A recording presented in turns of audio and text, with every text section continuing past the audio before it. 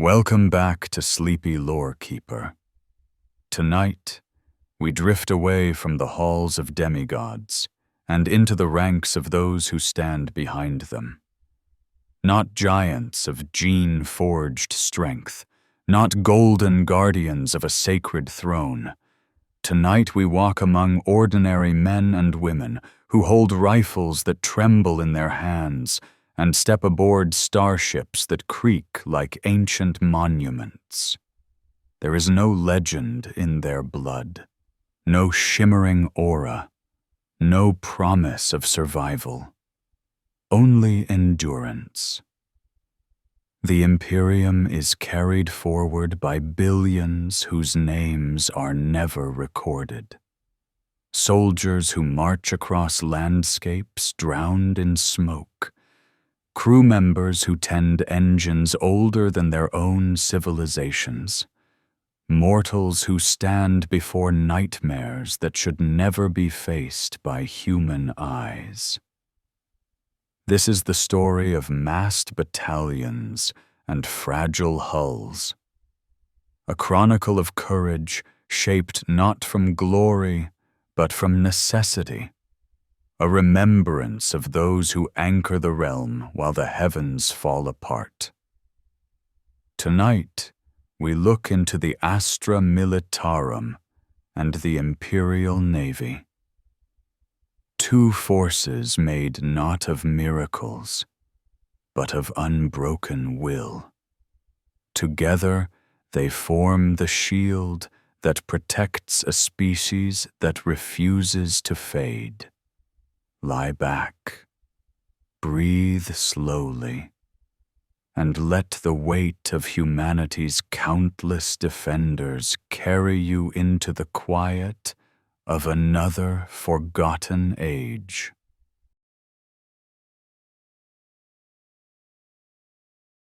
There are civilizations that rise on the shoulders of heroes, and there are empires that stand because millions endure what no hero ever could. The Imperium of man belongs to the second kind. Its borders stretch across stars not because of demigods or relic armies, but because uncounted mortals carry rifles and march into fire long after reason would ask them to stop. The story of the Astra Militarum is not a tale of glory. It is a chronicle of burden, a record of humanity learning again and again that survival requires more than elite warriors and sacred champions. It requires the ordinary. It requires the countless. It requires those who know they will not be remembered. Before the Imperium existed, humanity scattered across the void without unity or purpose. Worlds drifted in isolation, each raising its own defenses with whatever it could muster. Some planets forged professional armies. Others relied on militias formed from miners and farmers. A few built fleets, crude yet determined. Many had nothing but hope and walls made from desperation. Then came the long darkness. The age of strife broke every form of order. Warp storms severed roots that had once linked thriving realms. Colonies lost contact with their parent worlds. Star systems fell into silence. Without communication or stability, human societies splintered further. Some regressed to feudal kingdoms. Others erupted into constant warfare. Many starved. More than a few vanished entirely. Armies did not disappear. They multiplied. Every isolated world raised forces to confront whatever chaos arrived at its doorstep. One planet built armored phalanxes powered by ancient generators. Another trained hunters who could fire instinctively in darkness. Another depended entirely on hastily conscripted masses who barely understood the weapons thrust into their hands. None of these armies knew one another. None followed shared doctrine. None imagined they were fragments of a species that had once stretched across the stars. They fought not for an empire, but for the day ahead. When the Emperor stepped out of anonymity and reclaimed Terra, he found a world splintered into warlords, techno-barbarian tribes, and petty kingdoms that glorified violence without understanding it. Humanity had forgotten itself. Yet even in that fractured age, one truth remained visible. The future of any unified realm would not rest solely on champions. It would rest on numbers. Thus, the unification wars were fought not only with thunder warriors or prototypical Astartes, but with vast cohorts of mortal fighters. Men and women who followed behind giants and cleaned the aftermath of their battles. They learned how to hold territory after the demigods moved on. They learned how to garrison, patrol, rebuild infrastructure, secure supply lines, and maintain order. They became the backbone of a stabilizing Terra long before their future name existed. When the Great Crusade began, the need for mortal armies became painfully obvious. Demigods were extraordinary, but even they could not be everywhere. Space Marines shattered resistance.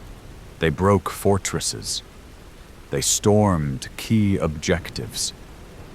But they could not administer every planet, hold every border, or occupy every outpost.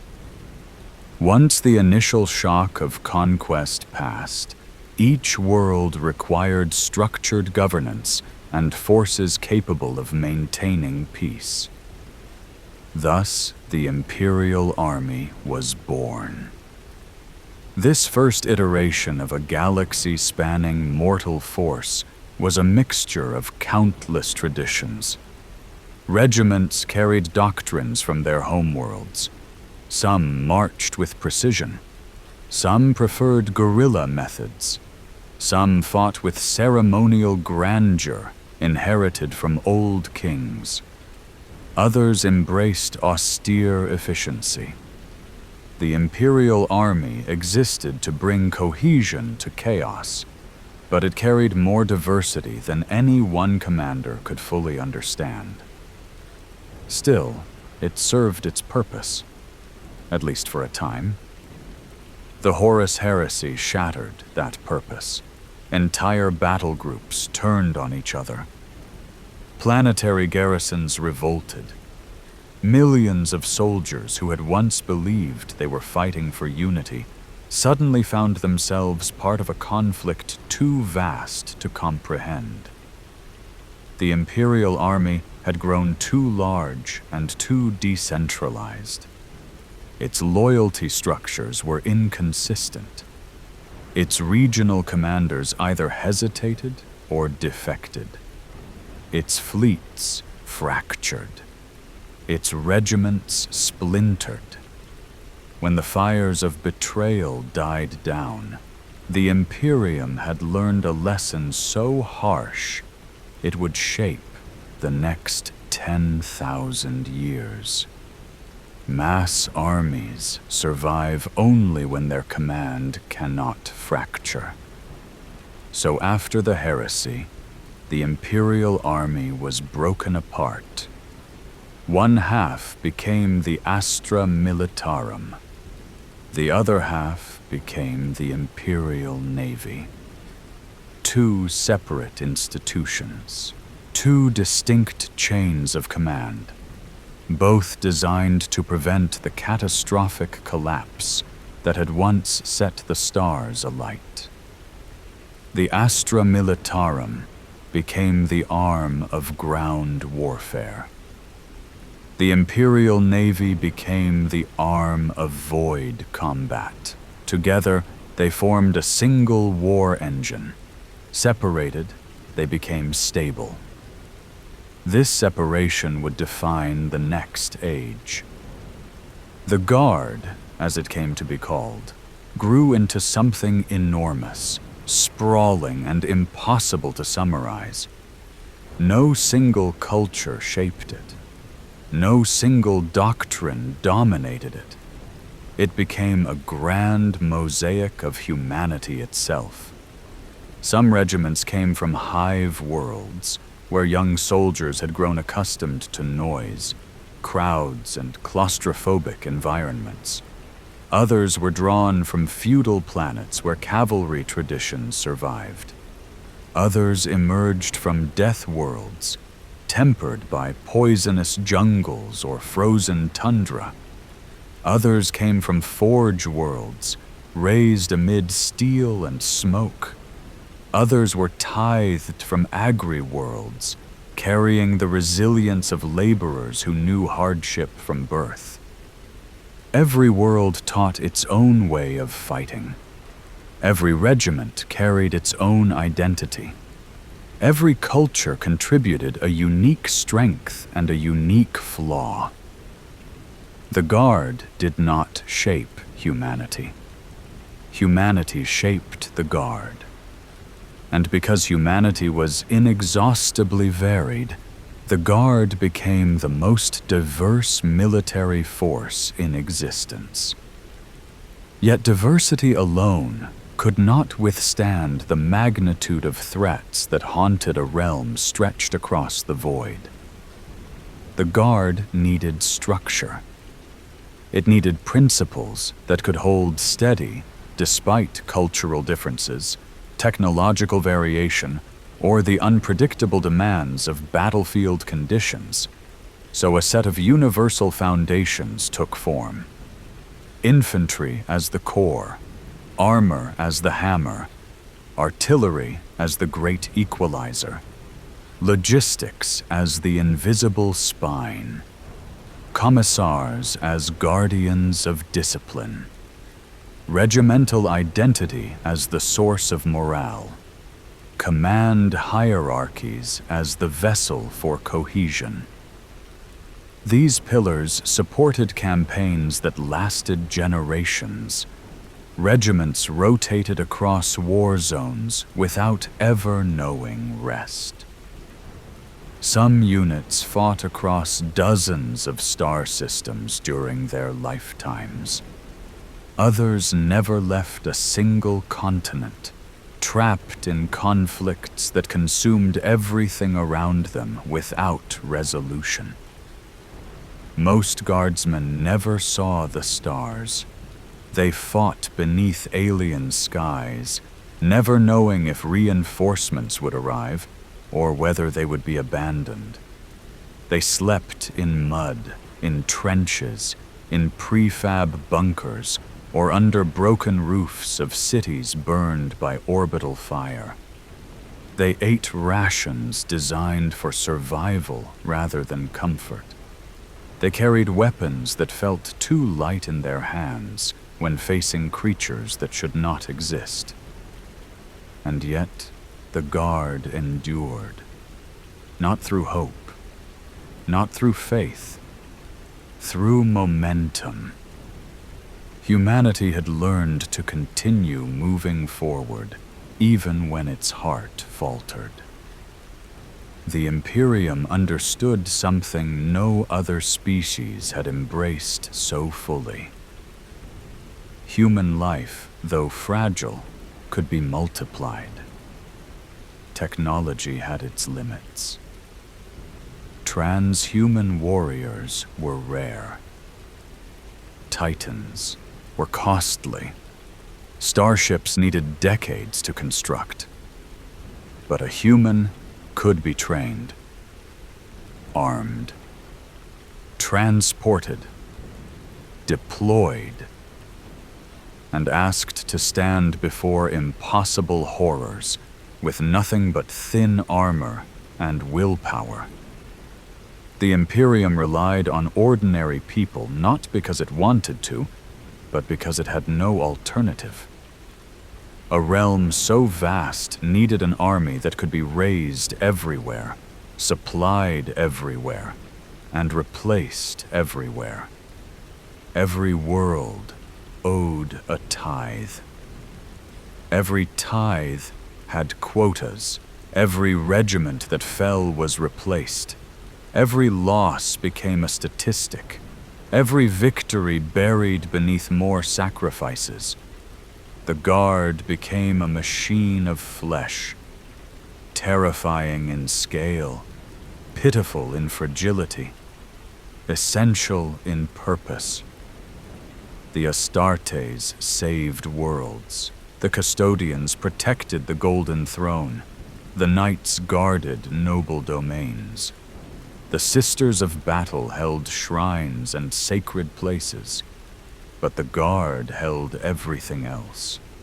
Every trench, every bridge, every valley, every citadel rebuilt after countless invasions, every ruin repurposed into fortifications, every district reclaimed from enemies who saw no value in human life. Their numbers did not make them strong. Their numbers made them present. And presence was all that stood between order and oblivion. Recruitment for the Guard followed no single pattern. Some planets offered volunteers. Others conducted lotteries. Others enforced mandatory levies. Others sent criminals, indentured workers, or nobles seeking prestige. Some regiments were raised from a single region. Others were mixtures assembled from across continents. The training varied as widely as recruitment. A hive-world regiment might learn combat inside cramped corridors designed to emulate industrial warrens. A death-world regiment might practice marksmanship while evading predators. A feudal regiment might begin its service with rituals that fused ancient traditions with new imperial doctrine. A mechanized regiment might train beside armored columns, roaring across salt flats under cobalt skies. A siege regiment might practice constructing and dismantling trenches until the skill became instinctive. The Guard accepted all methods as long as the result was functional. This patchwork allowed the Imperium to maintain armies even when entire sectors became isolated.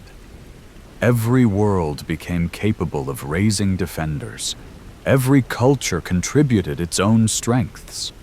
And in the aggregate, this created a force capable of fighting on any terrain, in any climate, under any threat. But quantity does not breed security. Numbers cannot prevent catastrophe. The Guard had to learn resilience from experience. It learned through losses that should have broken it. Entire regiments vanished without record. Others survived for centuries, their names immortalized in data archives or carved into the hulls of ancient transports. A few became legends whispered across war zones. Most were forgotten. This was the truth of mass warfare. The Guard existed not to triumph, but to persist. Persistence alone created the space for triumph to occur. Their role was not to shine. Their role was to continue. The formation of the Astra Militarum created a structure that could survive in a realm always on the edge of disaster. Command networks became more rigid. supply chains more standardized, recruitment more formal, morale systems more refined. But at its heart, the Guard remained what it had always been. It was humanity in uniform. A reflection of everything fragile and tenacious about the species. No other military force has ever been asked to do so much with so little. No other has ever been expected to face so many impossible enemies with weapons that barely qualify as adequate. No other has ever marched so far, fallen so often, and risen again in such numbers that mathematics becomes the only way to comprehend their scale. The Adeptus Astartes stand as symbols. The Custodians stand as perfection. The Mechanicus stands as knowledge. The Ecclesiarchy stands as faith. But the Guard stands as humanity itself. A billion voices whispering a single truth. We endure. And that endurance is the Imperium's greatest strength, not its heroes, not its legends, not its machines, its people. The weight of numbers, the weight of countless hearts refusing to surrender. The weight of ordinary lives placed between civilization and annihilation.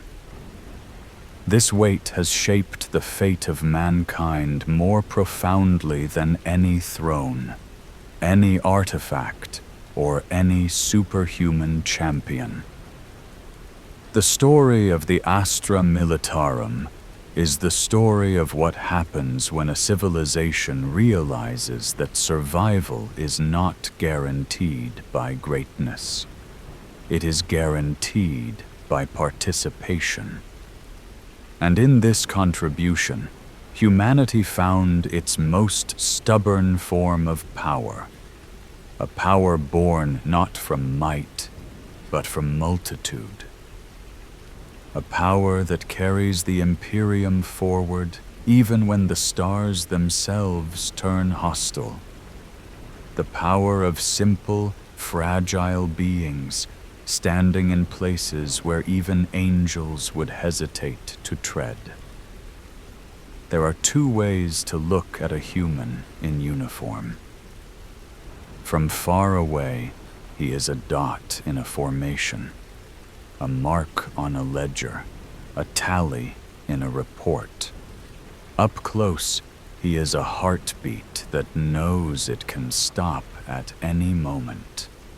The Astra Militarum lives in this tension. From orbit, its hosts look like patterns on a map, icons moving across tactical projections. From the ground, they are tired eyes, chapped lips, sore shoulders, and minds that have seen too much. I have watched them for a very long time.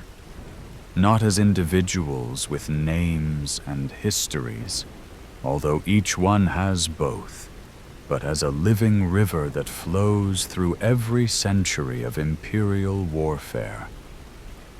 On some worlds, that river is a trickle. On others, it is a flood so immense that it defies description. Yet, wherever there is war, sooner or later, that river arrives. Tonight, I will not speak of the entire flood, only of a few drops within it. That is all any one story can hold. On Cadia, before its final hours, children grew up under gunmetal skies. They learned to read using targeting codes and tactical symbols. They played on parade grounds where tanks once stood. Their lullabies were the distant rumble of defense batteries tracking unseen threats beyond the atmosphere. For one boy, the first memory of discipline was not a shouted command, but the feel of a drill sergeant shifting his hands on a lace gun, correcting the angle so that the barrel aligned perfectly with a training servitor. The weapon was almost as long as his body. His arms trembled, his shoulders ached. He was not thinking of heroism, only of not dropping the rifle. Years later, he would stand on another world entirely, rubble under his boots and falling like snow, and the memory of that correction would still be in his muscles. When artillery thundered and the sky opened, his aim did not falter. He squeezed the trigger and thought of that first lesson, not the thing charging at him through smoke. That is what training in the Guard truly is. Not grand ideas, not stirring speeches, habits buried so deep that they outlive fear. Elsewhere, the jungles of Katakan raised a different kind of fighter. A girl learned to move through undergrowth that could cut, poison, or devour. Her first scars did not come from war, but from plants that resented being touched. She learned the difference between noises made by wind and noises made by creatures stalking her. She saw people vanish, taken by things her elders did not bother naming. Names grant familiarity. The jungle was not familiar. It was a test that never ended.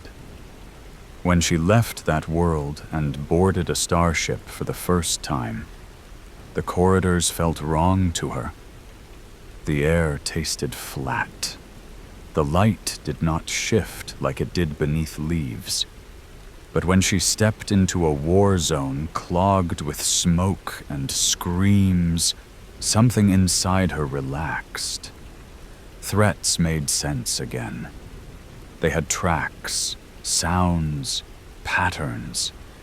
She could smell danger in the air and feel ambushes in the tension of silence.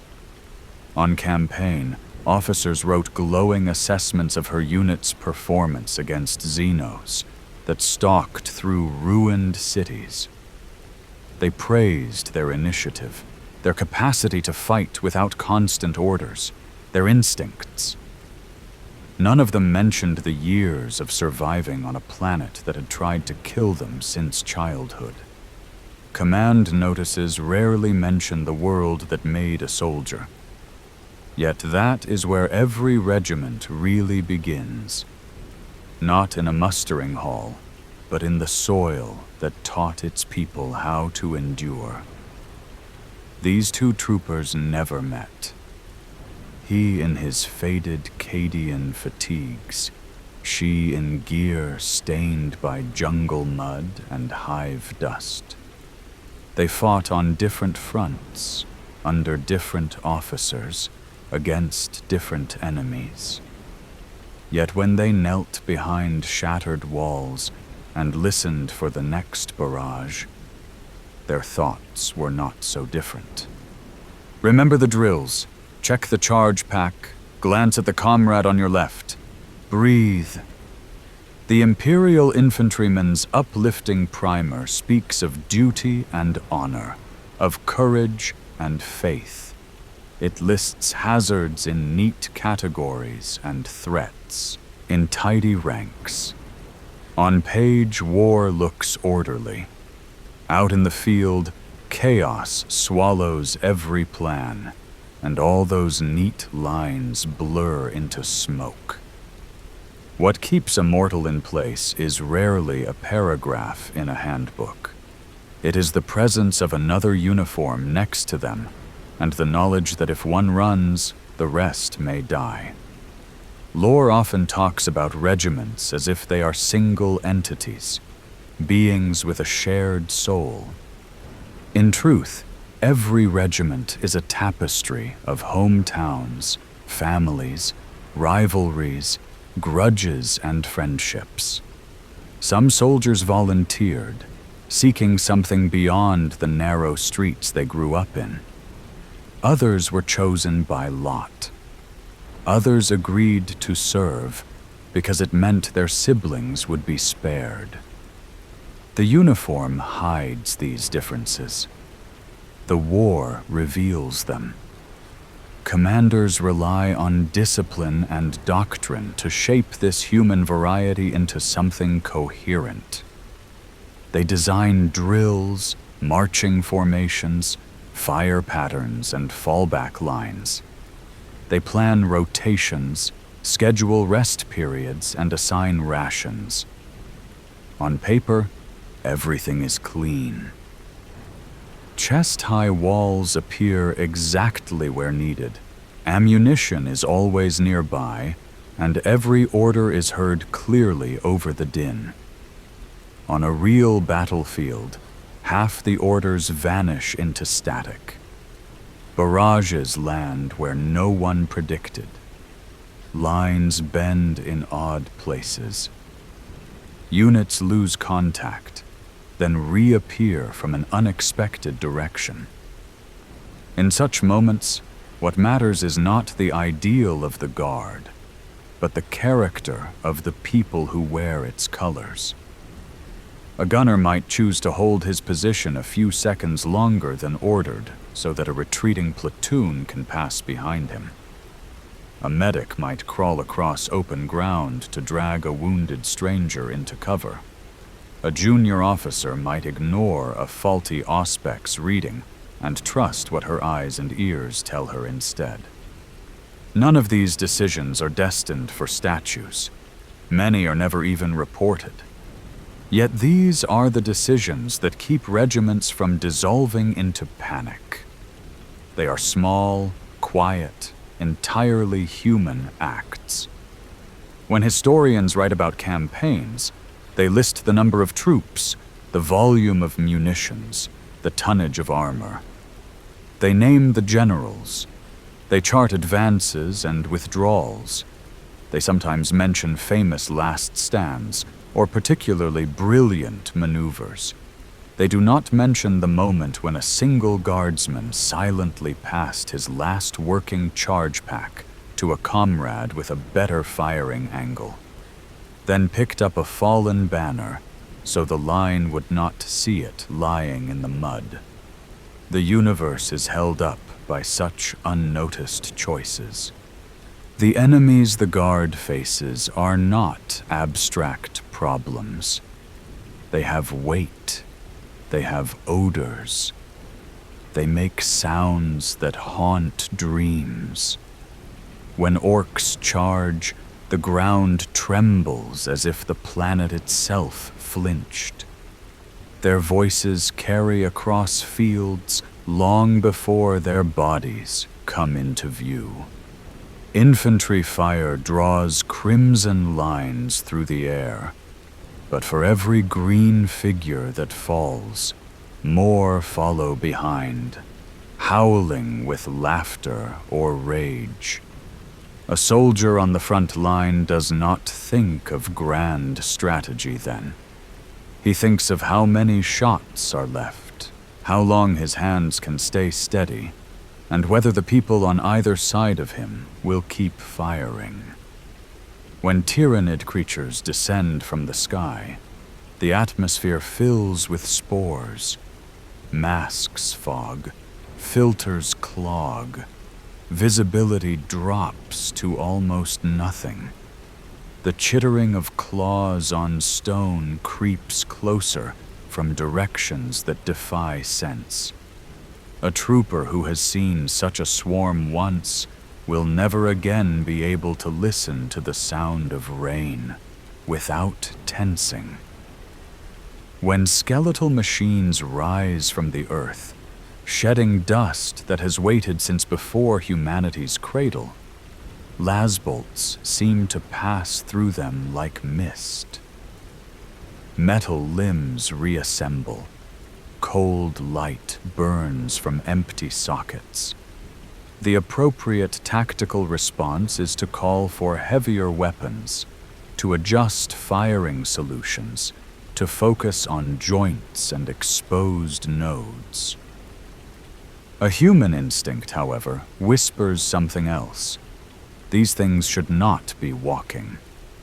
Between those two truths, the guard must stand. Specialists exist to give flesh a fighting chance. Artillery crews calibrate their guns to strike targets that infantry will never see. To them, war is a matter of angles, charges, wind speed, and corrected errors. They listen to spotter reports and adjust elevation by fractions. They feel the recoil vibrate up through their arms and into their teeth. Their work is dirty, deafening, and relentless. To those in the forward trenches, the blast waves from distant batteries sound like a protective heartbeat. Tank crews live inside armored hulls that rattle with every hit. For them, the world outside exists through viewports and sensor readings. They sleep in cramped spaces, eat sitting on ammunition crates, and fix track problems with numb hands in freezing rain. When their engine roars to life and their vehicle rolls out, infantry units draw courage from the simple fact that something bigger and louder is moving with them. There are engineers who lay down bridging vehicles under fire, signal staff who coax clarity from failing Vox channels, pilots who guide gunships through storm fronts, thick with shrapnel, and logisticians who somehow manage to deliver food, water, and ammunition to positions that should be unreachable. Every one of them is mortal. Every one of them is necessary. In all this, there is a presence many outside the guard fear as much as they respect. Commissars. Their black coats, red sashes, and polished pistols appear in countless stories. Some portray them as executioners, others as icons of relentless zeal. Both images contain fragments of truth, yet neither holds the whole. The commissariat exists because mortals break. Minds buckle under pressure. Lines waver. Rumors spread faster than orders. Fear is contagious. On battlefields that last months or years, morale decays like metal left in corrosive rain. A commissar cannot allow that. Their first weapon is not the bolt pistol at their side. It is presence. The way they stand unflinching when void shields flicker. The way their voice cuts through chaos during a rout. The way they move along the line at dawn, meeting eyes that do not want to look back, and lend those eyes some of their certainty. Yes, sometimes they shoot deserters or cowards. Sometimes they execute officers who hesitate at the wrong moment. Sometimes they reinforce discipline with the harshest of examples.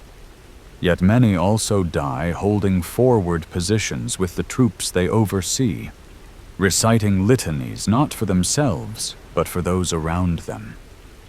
They are there to ensure that the guard does what it must, even when every instinct screams to run. To judge them purely by fear is to misunderstand the scale of the wars they inhabit. The guard is not alone. Around it, other arms of the Imperium move, each with its own burdens. Sometimes, Astartes descend from orbit in streaks of fire, deliver a blow that would have taken legions of mortals weeks to achieve, then depart in silence. To the average infantryman, such figures look less like fellow humans and more like myths temporarily given form. At other times, sisters of battle fight on neighboring fronts, hymns rising into the smog as they advance. Their conviction has a different flavor from the guardsman's stubbornness. Where one is born from endurance, the other burns like a focused flame. There are times when none of these allies arrive. Only the guard remains, shoulders pressed together along a trench line that stretches beyond sight in both directions. They do not complain. They note their ammunition levels. They adjust their footing. They look at the sky to see if the next bombardment is beginning. Lore often celebrates the moments when angels of death arrive. It seldom speaks of the days when only ordinary humans are present. Yet most days are like that. On some campaign in some forgotten sector, a regiment reaches the end of its strength. It has taken losses for years. Replacement drafts have stopped coming, not because command does not care, but because other fires burn brighter elsewhere. Uniforms are faded. Vehicles are held together with patches and prayers. Medici supplies have been stretched and diluted until they are little more than ritual comfort.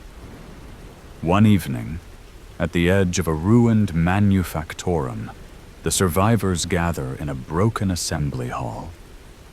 There is no speech from a famous general, no trumpets, no banners still intact.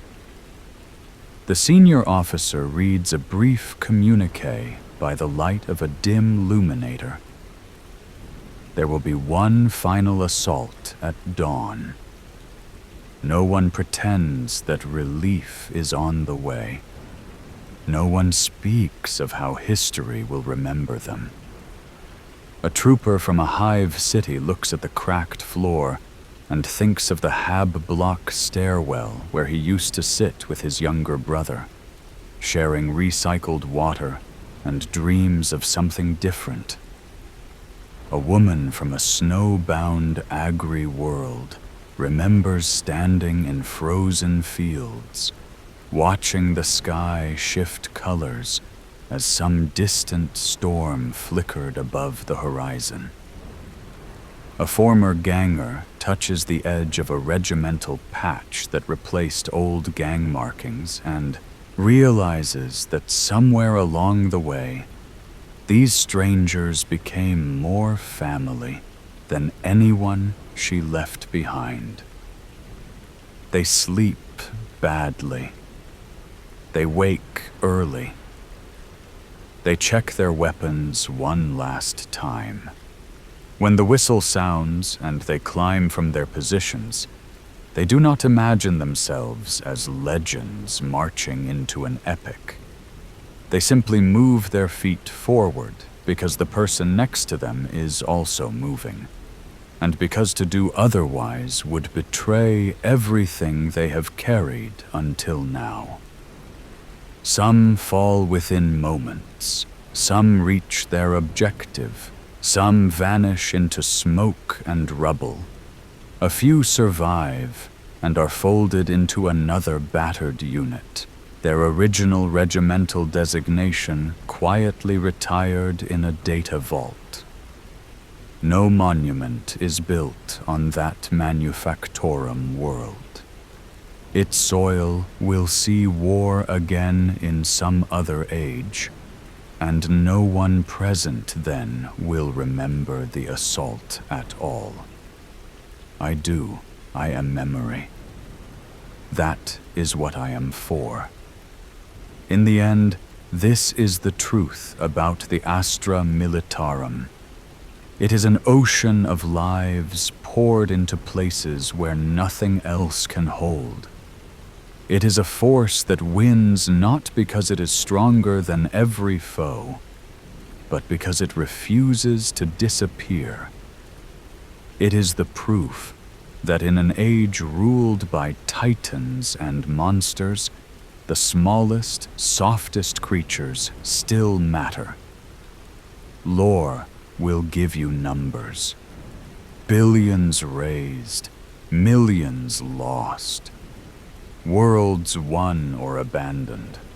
Stories will give you heroes, famous commanders, iconic regiments, dramatic last stands. But if you close your eyes and listen beneath all that, you will hear something quieter.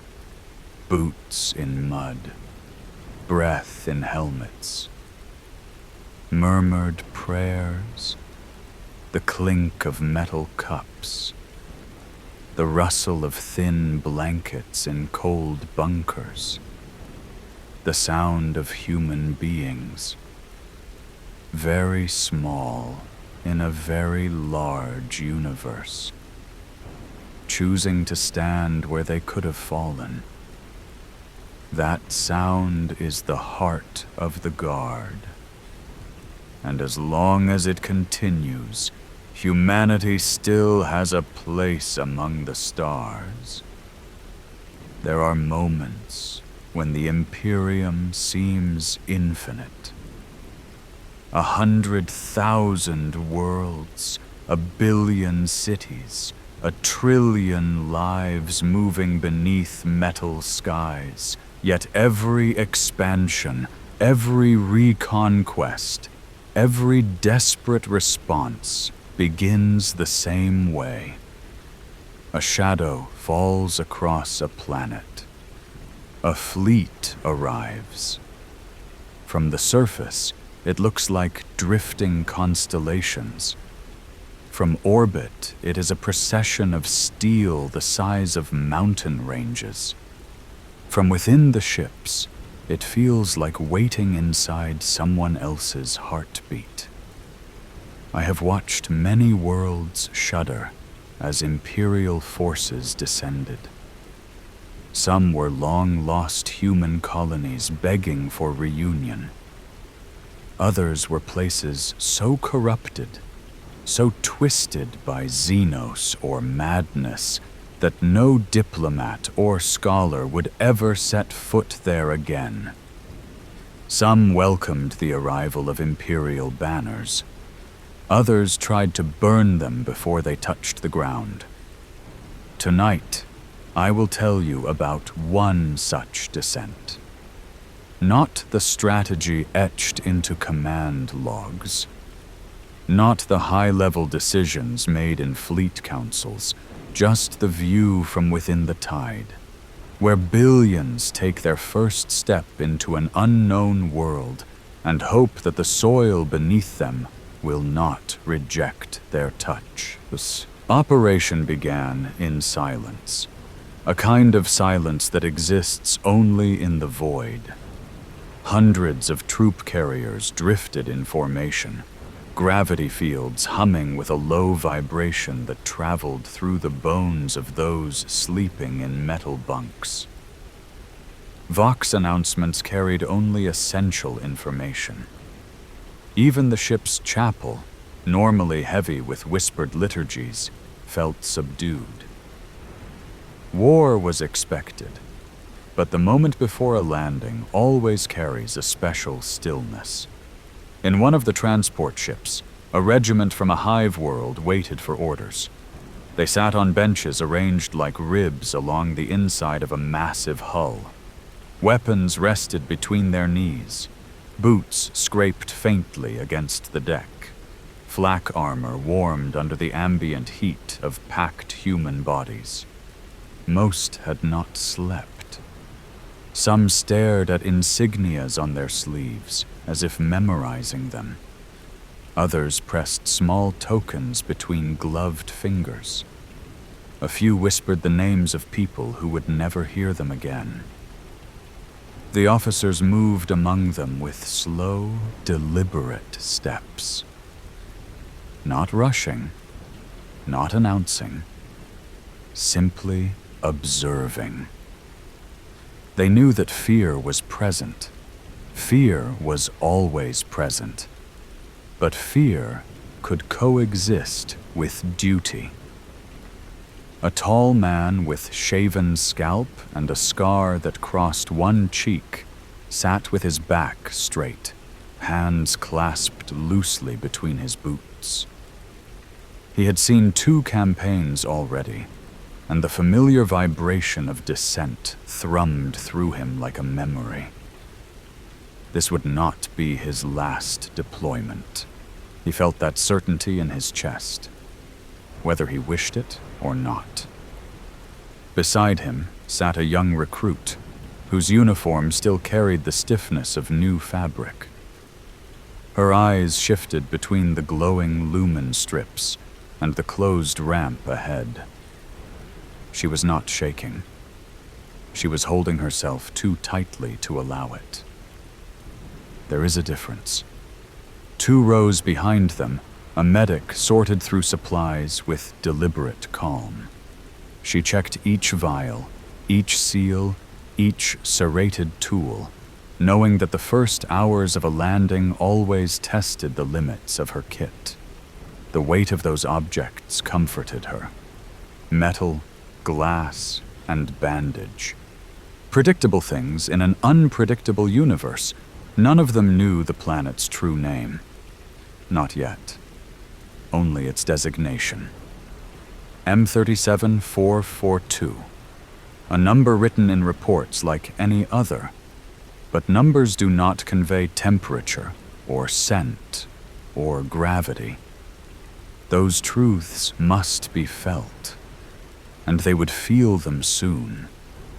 The descent began with a soft shift in momentum. The deck pitched, barely perceptible, but enough that hands tightened around weapons. Harnesses clicked, lights dimmed to amber. Then the sound arrived. Not loud, but deep. The rumbling groan of a ship biting into atmosphere. It is a sound that has accompanied every major Imperial campaign for 10,000 years. It is the drumbeat of conquest, liberation, or retribution, depending on who witnesses it. The troop carrier sank through clouds that glowed with friction fire. Windows showed nothing, only shifting orange light, then darkness, then streaks of silver blue. Inside, the soldiers felt each tremor. Their ears popped. The air thickened. Metal creaked in protest, like an old leviathan waking from slumber. In that moment, each guardsman carried a private vision. What the surface would be like, what the enemy might resemble, what death might feel like, what survival might cost. Personal thoughts woven into a shared movement. 1,000 minds preparing for a single impact. Then came the jolt. The landing clamps struck soil. The ramp lowered. The world revealed itself. The first breath of a new planet is something every guardsman remembers, even those who forget everything else. The air on M37442 smelled of cold dust and bitter resin. The wind carried a scent like burned metal mixed with the sharp tang of crushed vegetation. The sky was pale and washed out, as if the light had been stretched too thin. Jagged formations of black stone rose like broken spears across the horizon. The regiment stepped out in ordered lines. Boots sank slightly into gritty soil. Vox officers scanned frequencies, linking with the forward command. Tank crews rumbled out behind infantry, their engines growling like restless animals. Artillery units set up their platforms with the precision of ritual. Above them, the fleet remained visible as shifting shadows against upper atmosphere. The ships looked impossibly distant, yet heavy with presence, like steel witnesses to the start of a long ordeal. The guardsmen's first formation was simple. Hold the landing zone, establish perimeters, prepare for counterattack. No one questioned this. They had practiced it hundreds of times on training worlds or inside cavernous ship holds. But practice never fully prepares a mortal for the sensation of a world that does not know them. The ground felt watchful. The wind moved unpredictably. Even the silence held a tension, as if the planet exhaled slowly under the weight of the new arrivals. The regiment moved outward in waves. Within minutes, sentries had eyes on the first ridges. Snipers found vantage points. Engineers set markers for fortified positions. Medics claimed empty shelters for triage. Officers planted banners. And the world took its first look at humanity. Far from the landing zone, on an elevation of shattered rock, something watched back. Not a creature of flesh, not a ghost. Something older.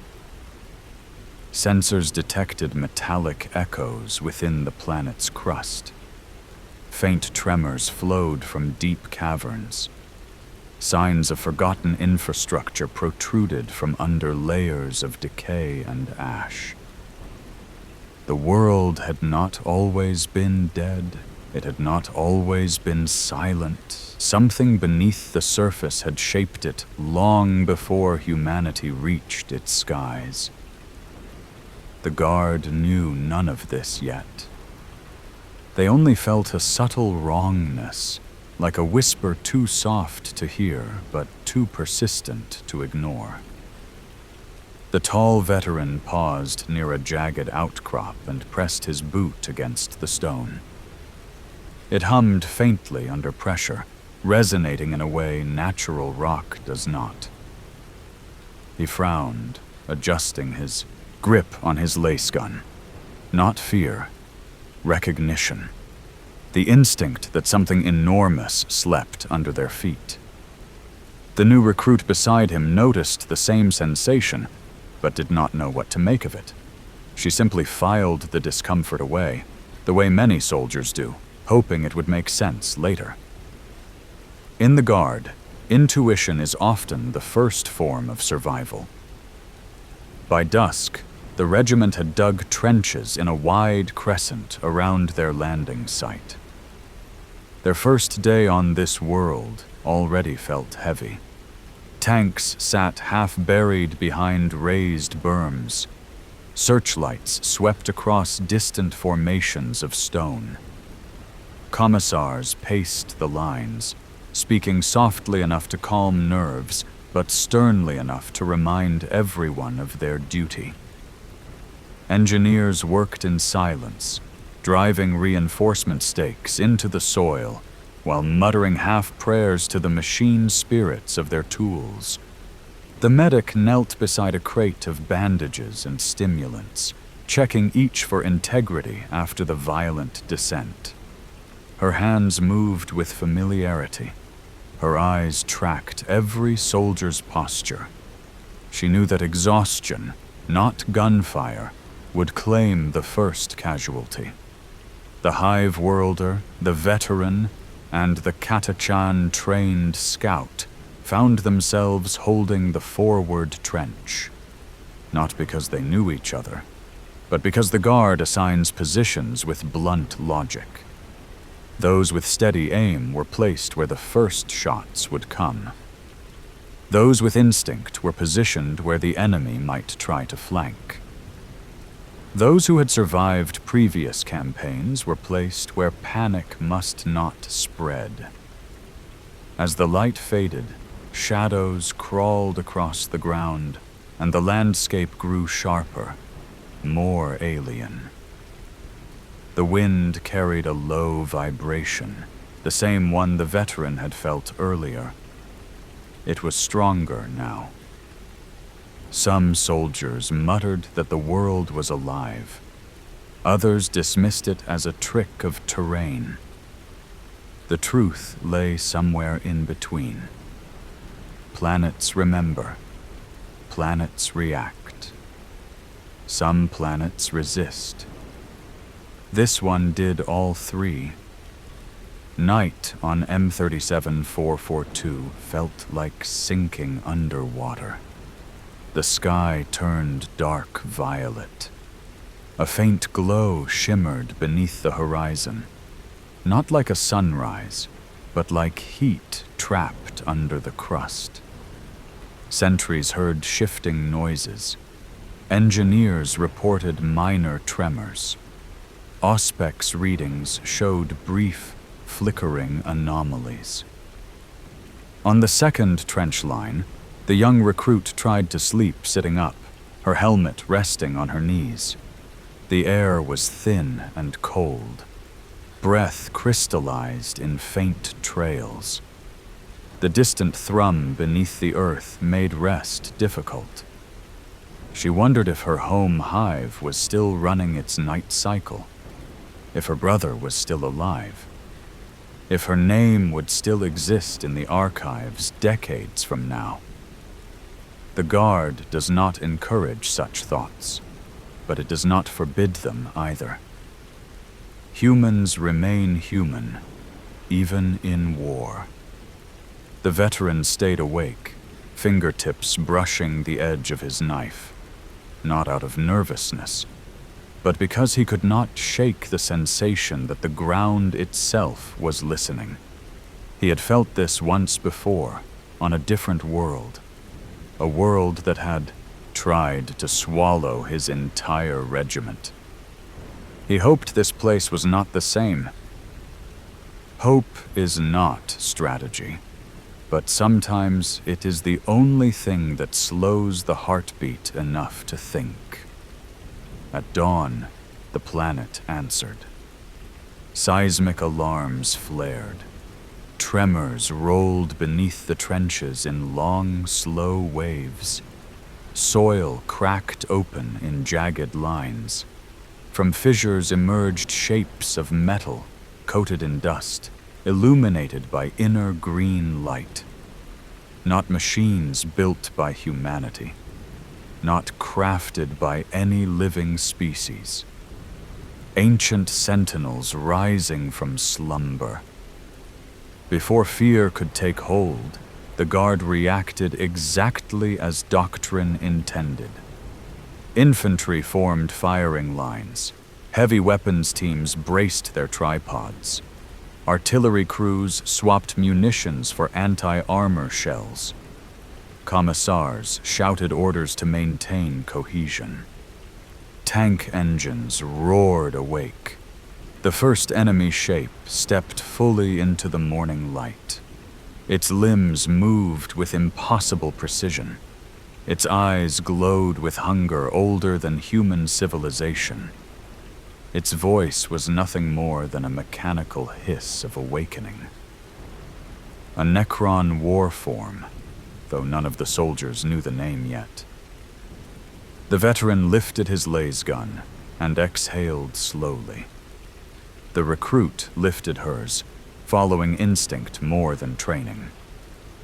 The medic grabbed her kit and pressed herself against the trench wall, ready for what would follow. The planet had revealed its truth. It was not simply hostile, it was occupied. not by life, but by memory shaped into metal. A memory that had noticed them. And as the first volley of green energy blasted across the ridgeline, the guardsmen understood that their landing was not a beginning. It was an intrusion. This is how Imperial campaigns begin. Not with declarations, not with triumph, with the realization that the universe does not welcome mankind. Yet the Guard holds the line, not because victory is guaranteed, but because retreat would mean extinction. What happened next on M37-442 became a story preserved in other records. But the first night, the first descent, the first contact with an enemy buried beneath stone and time, that belongs to those who stood there. And so, in the hush between battles, I remember it for them, so that their first breath of that hostile air, their first step into that unknown dawn, and their first moment of courage do not vanish into silence. When dawn broke over M37-442, it did not arrive gently. The sky brightened with a pale shimmer, as if the star beyond the clouds was hesitant to touch the soil. The night's cold withdrew, but only grudgingly. And beneath the cracks in the earth, the echoes of awakening metal lingered like a warning not yet understood. The first hours after contact were chaos made visible.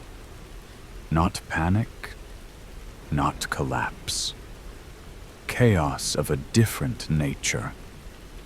The kind that comes when the universe interrupts routine with something impossibly old. The Guard reacted in unison, but unison on a battlefield is not symmetry. It is movement held together by instinct, and the memory of orders repeated until they lodge deeper than thought.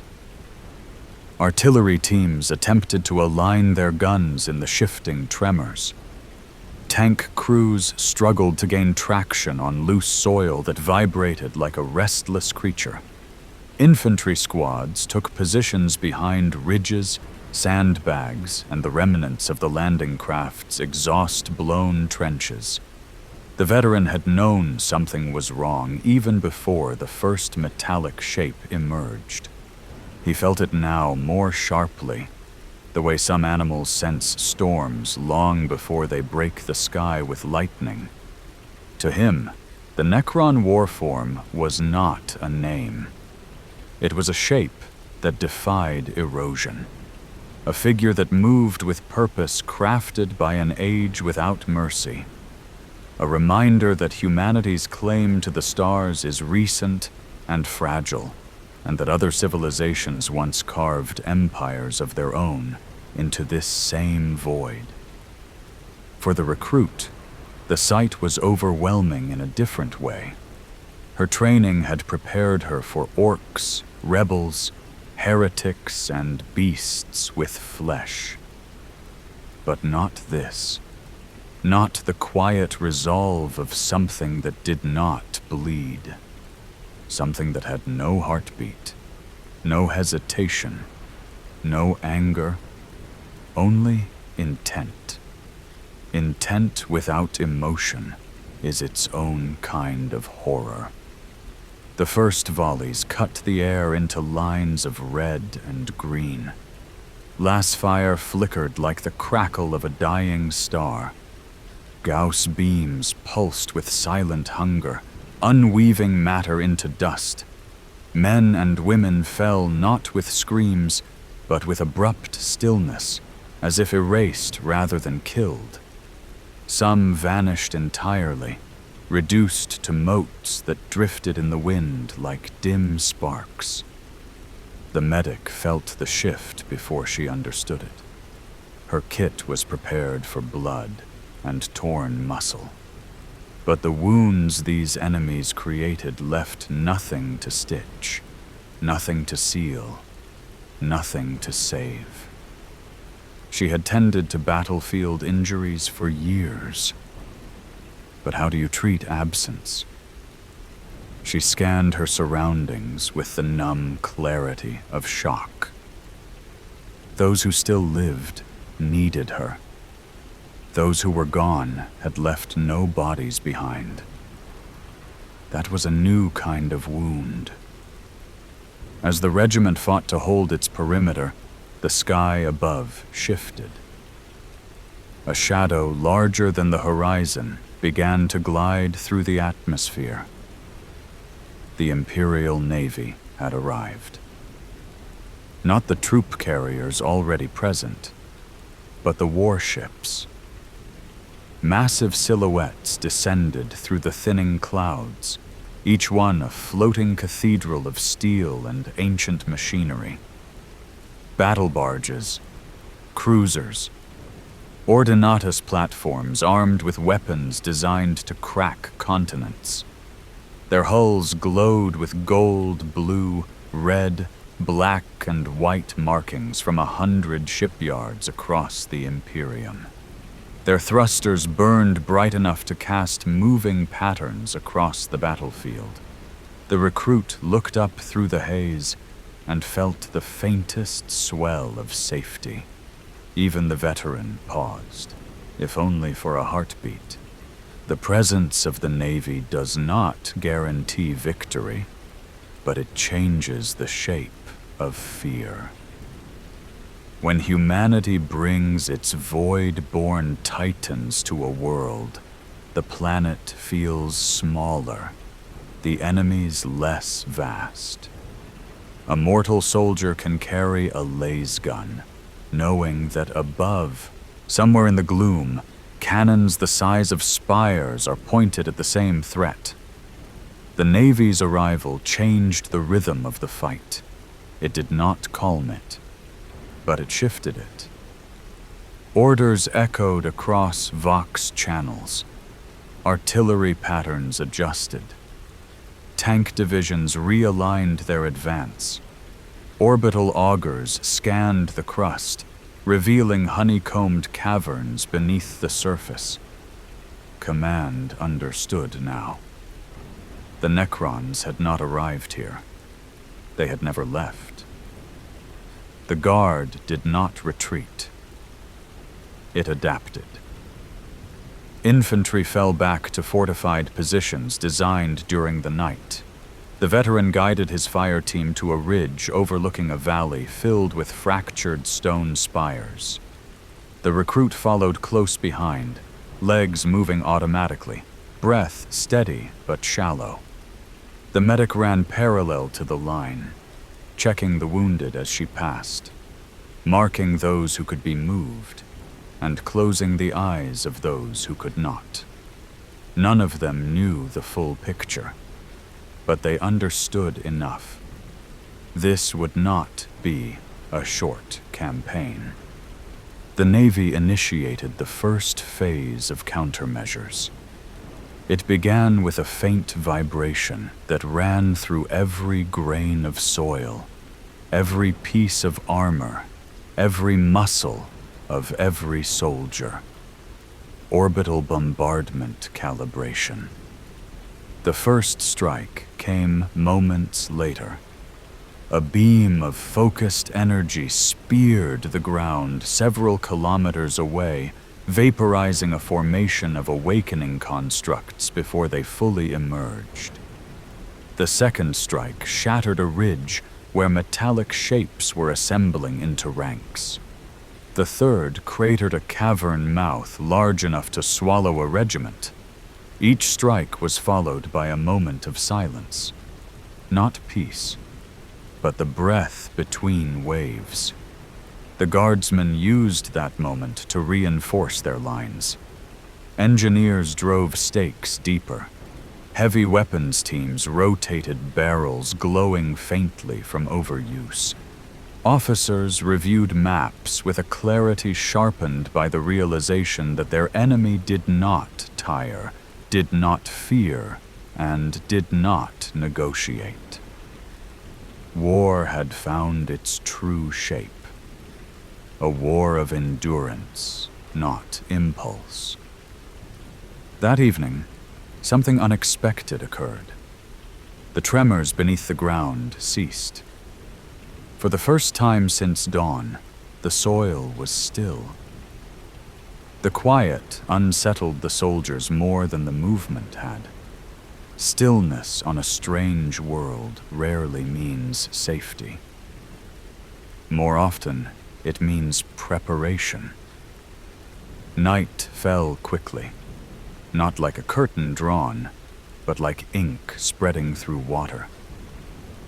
The luminescent horizon dimmed.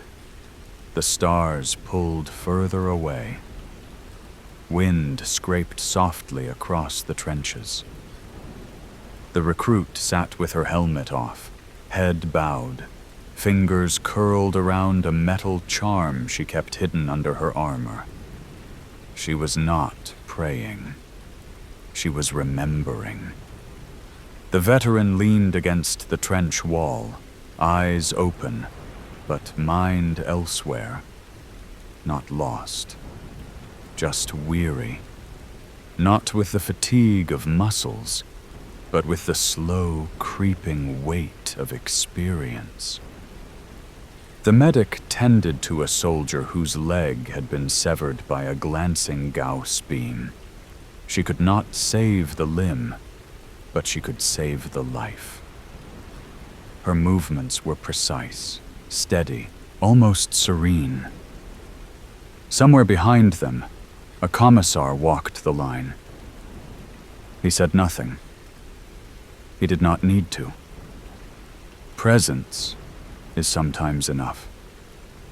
At midnight, the earth spoke again, not in tremors, but in light. A deep emerald glow rose from cracks across the valley. The stone spires illuminated from within, casting long shadows like skeletal fingers. The guard stood ready, weapon barrels lowered, safety catches released, tank cannons elevated. The glow intensified. And then the world exhaled. Energy burst upward in pillars, silent, cold, devastating. Not beams fired by warriors, but pulses released by the planet itself. Necron awakening protocols. The Navy reacted instantly, shields adjusted. Orbital batteries rotated, augers realigned with frantic speed. Yet the pulses did not target the sky. They targeted the crust, reinforcing something beneath, strengthening the tombs, preparing. The guard realized the truth with dawning dread. They had not disturbed a sleeping army. They had arrived during its rising. In the hours that followed, no major battle occurred. No massive offensive. No counter-assault. Only preparation. That is sometimes worse. The Navy launched probes into the deepest caverns. Only half returned.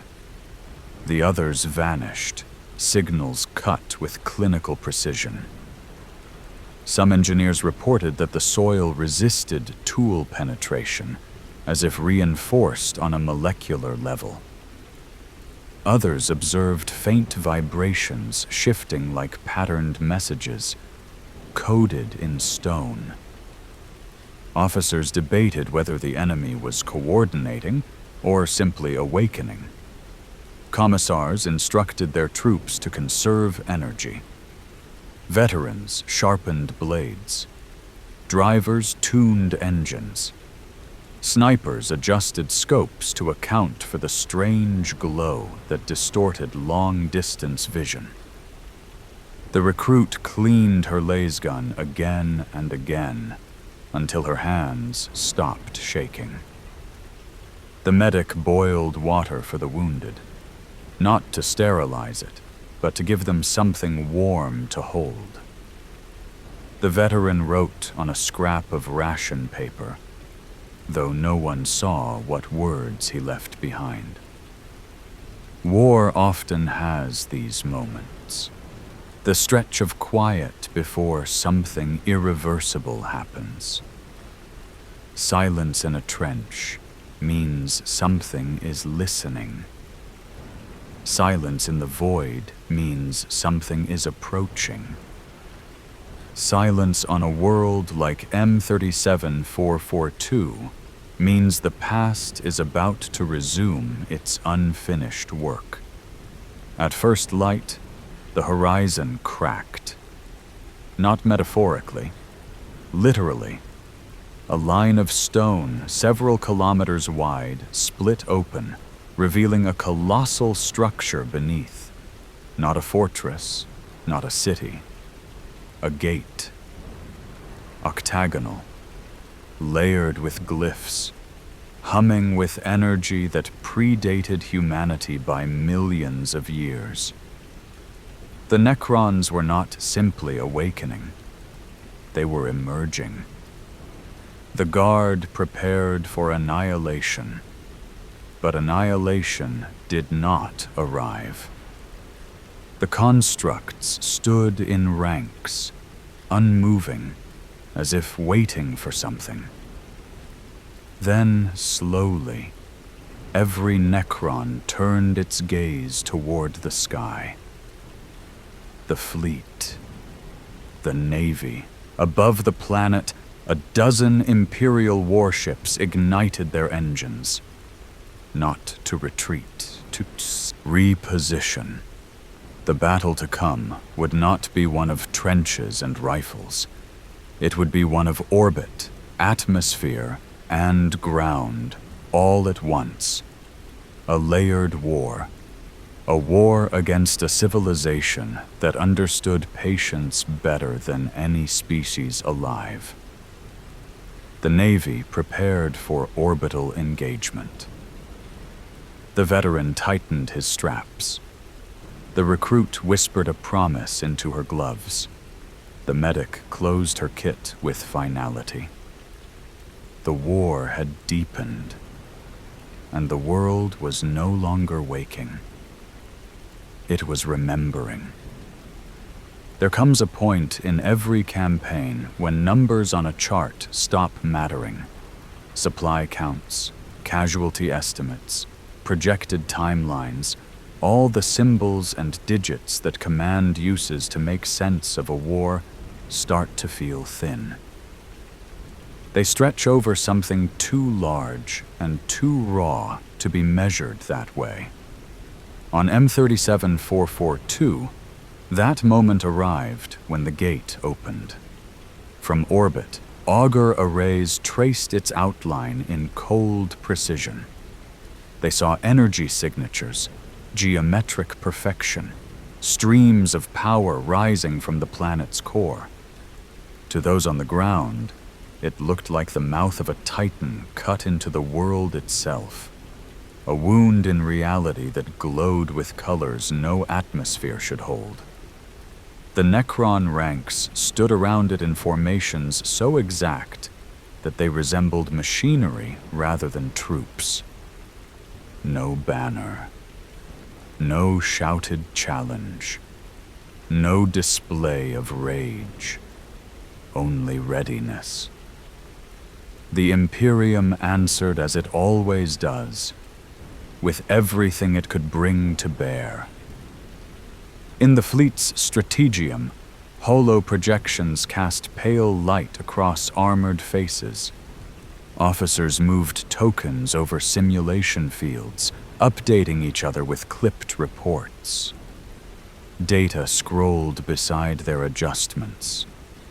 Artillery range, estimated Necron strength, atmospheric composition, crustal density. Behind the numbers lay a simple truth. If the forces on the ground tried to hold forever, they would die. If the fleet overcommitted, it risked losing ships to whatever defense systems an empire of living metal had hidden beneath the crust. The decision was not whether to attack.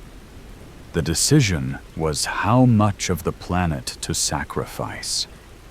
When the order went out, it traveled not as a dramatic proclamation, but as a sequence of command codes.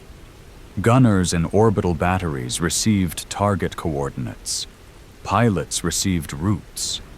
Shipmasters received permission to use weapons, usually reserved for extermination-level events. The word that followed these codes was familiar to anyone who has studied Imperial warfare: containment. They would not cleanse the world completely. Not yet. But they would not allow the gate to fully awaken either. On the surface, the guard did not hear the arguments that led to this choice. They felt only the consequences. In the trenches, a strange quiet settled as the ground forces waited for the next phase. Not peaceful. Expectant. The veteran checked the charge levels in his weapon, then looked to the ridgeline where the Necron constructs stood motionless. The emerald glow bathing the valley seemed dimmer now, but more focused, like the last inhalation before a long exhale. The recruit swallowed against a dry throat and adjusted the strap of her helmet. The air tasted of metal and ozone. Dust clung to the inside of her mouth.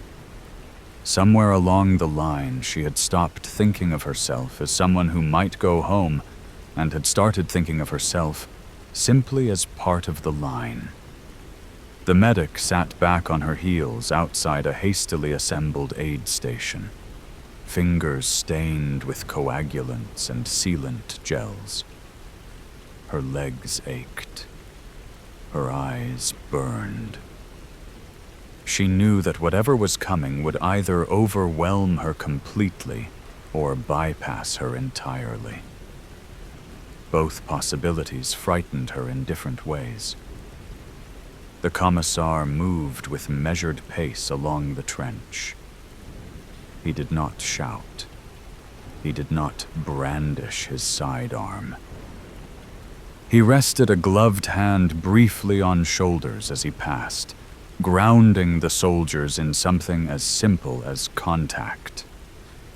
Above them, engines roared. The sky filled with streaks of light as atmospheric craft descended. Valkyries, gunships, ordnance carriers laden with munitions shaped to punch through alloy and phase shielding. Behind those, unseen by the naked eye, lances aboard cruisers adjusted their aim. The world seemed to tilt. Everyone felt it. Not physically, primally. The moment when a battle stops being a contest and becomes a test. The first stage hit the upper crust like a drumbeat from far away. Shipborne lances did not target the Necron infantry directly. That would have been wasteful. Instead, they struck the ground around the gate, carving trenches of fused glass into the plain. Plasma washed over ancient pylons, turning carefully carved surfaces into melted flows. Shockwaves raced outward, shaking trenches and flipping lighter vehicles.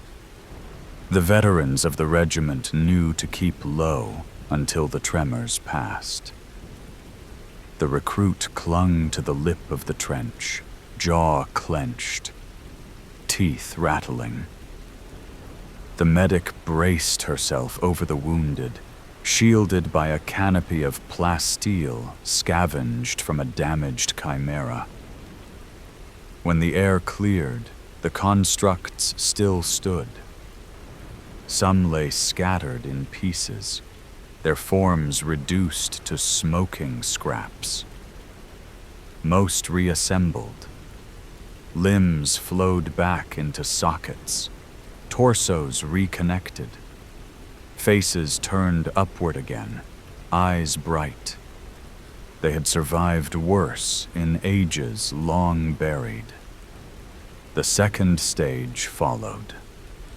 From the fleet came waves of kinetic bombardment, rods of dense material, launched at velocities that mocked gravity, drove into the ground around the gate. Each impact produced subterranean shock fronts. Caverns collapsed. Tunnels folded in on themselves. On tactical readouts, entire sections of the Necron network fell silent. On the surface, the effect was harsher. Cracks opened under vehicles. Bunkers shifted. Some trenches collapsed, burying those within under soil and debris.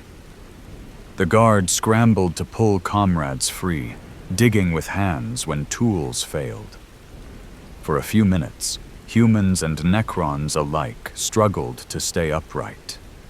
The planet groaned, caught between two wills. Then the third stage began, and the war stopped pretending it respected the ground at all. Incendiary ordnance fell in shimmering arcs, bright enough to be seen in daylight. They were not simple firebombs. They were focused storms of heat designed to burn at temperatures that could compromise even advanced alloys. When they detonated, the valley became a furnace. Stone blackened, then liquefied. Dust bursts turned to vapor. Anything organic on the surface simply ceased to exist. Inside the trenches and armored hulls, guardsmen felt waves of heat wash over them, even through layered protection. Skin prickled. Breath grew shallow. Sweat evaporated before it could form properly. Those caught outside shelter had only seconds to find cover. Some did. Some did not. From orbit, the bombardment looked precise and controlled. From ground level, it felt like the heavens themselves had decided to erase the battlefield. When the light faded, the gate was still there. Chipped, scarred, dimmed, but not destroyed. Its geometry had endured. Altered, yet intact. The glyphs across its surface glowed faintly, like embers after a log collapses into ash. For a moment, it looked almost defeated. The Necrons did not retreat, because retreat is a function of fear. They simply altered their priorities. Energy that had been flowing toward the gate redirected into their ranks. They began to march. It is one thing to face a static enemy, quite another to stand before a mechanized tide. The constructs advanced with steady, synchronized steps. No battle cries, no change in expression, no loss of cohesion. They moved through the scorched plain as if the molten patches and fractured stone were minor inconveniences rather than lethal hazards. The guard met them with everything they could muster. Infantry poured las fire into the advancing lines. Plasma guns spat heated bolts that left glowing holes in armored chests. Missiles screamed overhead, leaving trails of smoke. Demolition charges detonated under careful timing, tearing gaps in formations. Tanks rolled forward, tracks grinding glassified soil, cannons hammering into the mass of living metal. For a time, it worked. Some Necrons fell and did not rise. Others reformed more slowly, systems overloaded by the sheer volume of damage. Lines bent. But bending on a battlefield is like flecks in a beam. Too much, and it becomes fracture. The veteran saw it first. The slight hesitation in the firing pattern. The gap opening on the left flank as a squad pulled back a few meters more than ordered. The way eyes started to widen behind visors. The recruit felt it as pressure in her chest. An instinctive knowledge that if they gave up even a little more ground, the enemy would pour into the breach, and no amount of courage would close it. The medic felt it in the number of stretchers that stopped coming. Not because there were no wounded, because there was no one left to carry them. The line was beginning to thin. Above, the fleet reoriented once more. They had thrown their strongest blows at the gate and the subterranean network. They had weakened the enemy, but not halted it. Now the threat shifted. If the ground forces failed to hold, the constructs would reach the landing zones, the artillery positions, the command centers. Once that happened, the Navy's options would narrow to a single word few worlds recover from. Exterminatus. Nobody wanted to speak it. Nobody wanted to order it. Yet the logic remained. Humanity cannot allow ancient machine empires to reclaim entire sectors. The price of mercy runs higher than the price of fire. Before that last resort could be considered, there remained one choice: reinforce. Dropships descended in tight patterns, weaving through residual heat clouds and sporadic Gauss fire. Some were torn apart in mid-air, fragments raining down into no man's land. Others landed, ramps smashing into ground as squads of fresh troops and armored walkers surged into the fray. Among the reinforcements came a squadron of Navy armsmen, pressed into ground service due to the scale of the engagement. They were not used to soil shifting underfoot. Their boots felt too clean. Their eyes, accustomed to metal corridors, struggled to judge distance across an open plain. They fell into place beside the battered guardsmen without complaint. Ground and void, side by side. It did not erase the fear. It did not solve the problem. But it slowed the breaking of the line. The battle at the valley's edge turned into a grinding contest of attrition. Necrons advanced. Humans fired, fell back, regrouped, advanced in turn. Positions changed hands, sometimes twice in an hour. Smoke made the edges of reality soft and indistinct. Sound merged into a continuous thunder. The veteran moved like a man who had walked this pattern before.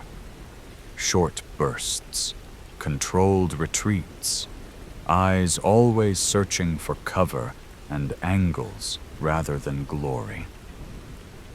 The recruit followed his lead. Her first shots had been tentative. Now they were measured. She no longer flinched with each discharge. Her world had narrowed to targets, footsteps, and the shape of the person next to her. The medic's universe shrank even more. A torn limb here, collapsed lung there. A soldier in shock, pupils too wide. Another staring at the sky as if trying to memorize its color before it disappeared. Her hands never stopped moving. Bandage, sealant, injector, pressure. She lost count of how many she tried to save. She remembered every one she failed. The crucial moment did not arrive with a crescendo. It slipped in almost unnoticed. One of the Necron formations broke off from the central advance and pivoted toward the flank closest to the landing zone. Just a few ranks at first, then a few more, then an entire column. Whether they had identified a weakness in the Guard's deployment or simply reacted to some ancient tactical routine did not matter. Their new vector would reach the critical infrastructure faster than the main battle line could adjust. On the fleet's displays, icons flashed. Requests for reassignment of fire, emergency routing of airborne assets, warnings about overextending orbital support. There was not enough time for all the corrections needed. Sometimes in war, there are elegant solutions. This was not one of those times. The nearest company was ordered to hold that flank, no matter the cost. The order traveled through Vox, translated into a handful of words. The veteran heard it, and in that instant he understood that the idea of going home had finally evaporated. The recruit heard it, and felt her stomach knot, yet her legs did not move backward. The medic did not hear it until later. Her news arrived in the form of stretchers that bore familiar faces. What happened next will not appear in major histories. It will exist as a line in a regimental archive, a few words etched onto a data slate, perhaps a name inscribed on a memorial wall in some distant garrison. But I saw it unfold outside of paragraphs and summaries. The company redeployed at a run, boots pounding over scorched ground. They passed wrecks of vehicles still glowing faintly from Gauss strikes. They stepped over remnants of constructs that twitched with half-remembered commands. They ignored the ache in their lungs and the weight of heat still radiating from the earth. They reached a low ridge, just as the Necron detachment crested the opposite side of a shallow depression. For a heartbeat, both forces saw each other in full. Humans, armor caked in ash, faces drawn tight, eyes too young or too old. Necrons, flawless, unhurried, arrayed like statues given purpose. Then the valley erupted. Every guardsman fired until charge packs emptied. Every heavy weapon roared. Grenades arced through the air in ragged patterns. The constructs advanced regardless. Some fell. Most did not. They tightened their formation, stepping over the debris of their own. When they reached the halfway mark, the company charged. It was not a tactical necessity. It did not carry strategic value. It was the only thing left that might slow the enemy down. The two forces met in a churning mass of metal, flesh, sparks, and dust. Laser guns were used as clubs. Bayonets scraped against alien alloys. Necron blades carved arcs through the air, leaving trails of dim afterlight. The veteran fought with a clarity that surprised even him. He knew there was no surviving this engagement. He did not fight to live. He fought to make each heartbeat cost the enemy something. The recruit stayed close, striking at joints and exposed segments. Her arms ached, her ears rang. Her fear had burned away, leaving only a steady, strange calm. One by one, the company fell. Not all at once. Here a guardsman disappearing under a cluster of blades. There a Necron dragged down by sheer human weight and destroyed with explosives at near point blank. The advance of the enemy slowed by meters, then by more. Above, Navy tacticians watched the relief those few meters brought. Fleets adjusted firing solutions. Dropships altered course. What had been impossible became just barely survivable. On the ridge, no one knew this. They simply kept moving until they could not. In the end, only a handful remained when the constructs finally broke away, turning their attention to more pressing threats as fresh units arrived from other sections of the front. Among those few was the recruit. Helmet lost, armor cracked, lasgun discarded somewhere in the melee. She knelt in the dirt, chest heaving, vision blurred by sweat and dust. Around her lay bodies, human and otherwise. The air tasted of metal and something older. She looked down and realized her hands were empty.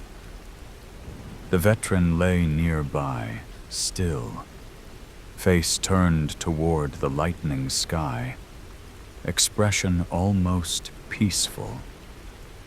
She did not have time to mourn. Orders came. Other enemies moved.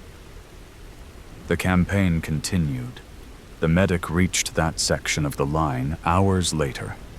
By then, the ridgeline had been retaken and folded into a new defensive perimeter.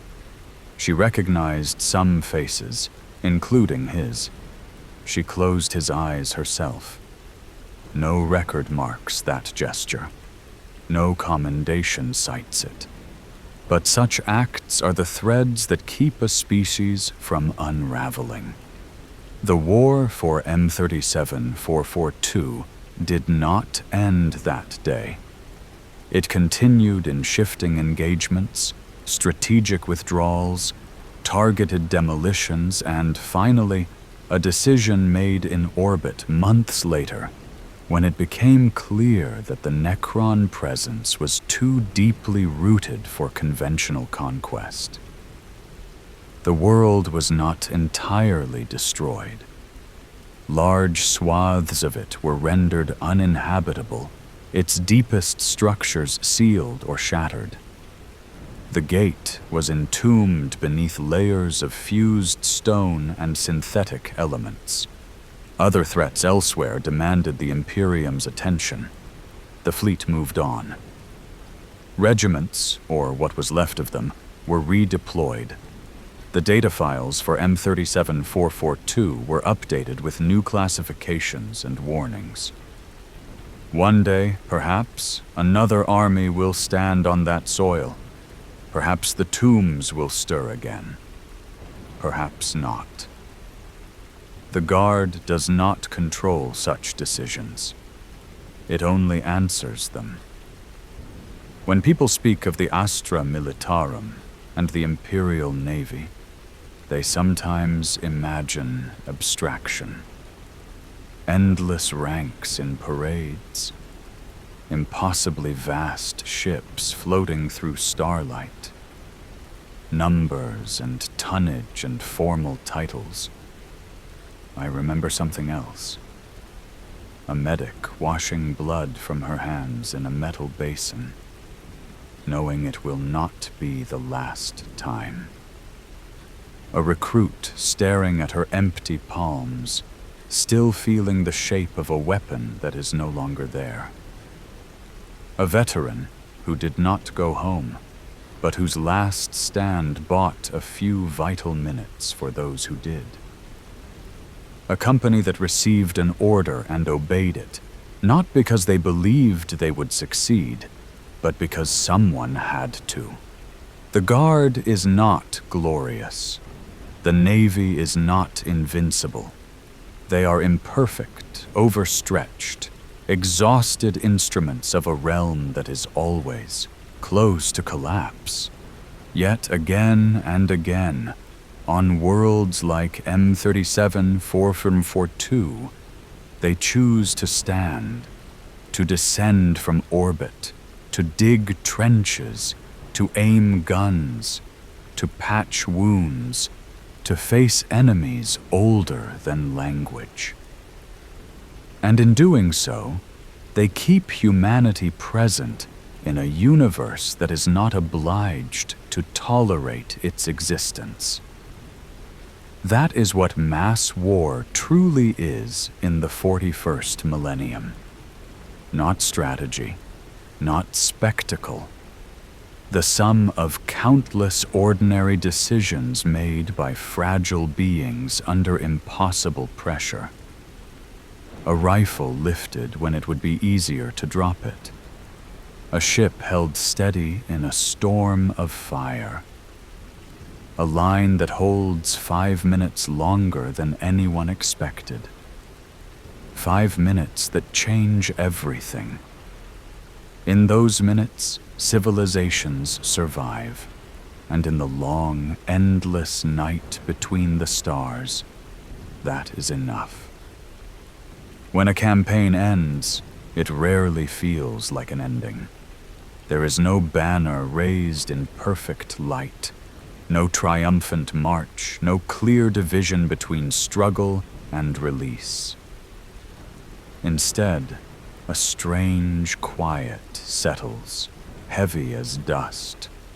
It drifts through corridors of battered ships and across trenches that will soon crumble back into the earth. It clings to the armor of soldiers who survived, and those who will not survive the next war.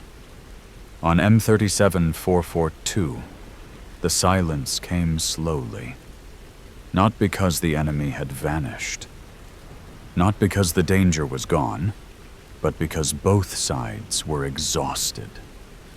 The Necron awakening protocols halted after the gate was sealed by bombardments so intense that even tomb architecture struggled to remain coherent. The fleet continued surveillance sweeps until augur readings stabilized into predictable patterns. The Guard held the ridgeline and the plains for weeks, then months. Eventually, Command declared the world strategically suppressed. Not cleansed, not liberated, suppressed. A word the Imperium uses when it needs victory but cannot fully claim it. A word that allows ships to depart toward louder emergencies. A word that lets memory begin to form.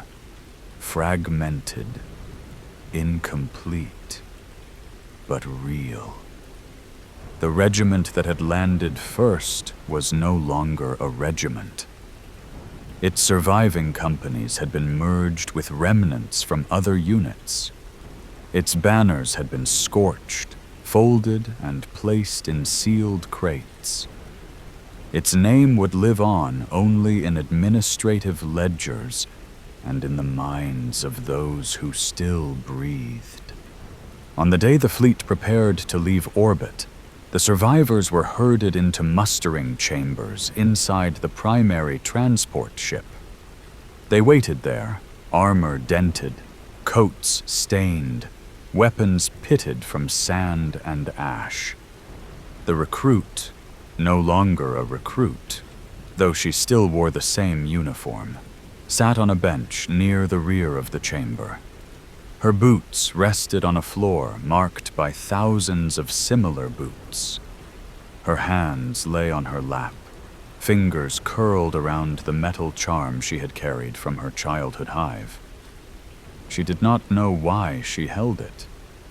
It brought no comfort. But letting go felt like abandoning a bridge between the person she had been and the one she had become. The medic stood a short distance away, leaning against the wall, her kit strapped tightly to her chest. She had replaced what tools she could. Others were simply gone. In their place sat improvised substitutes, shaped from scavenged components and battlefield debris. Her eyes were closed.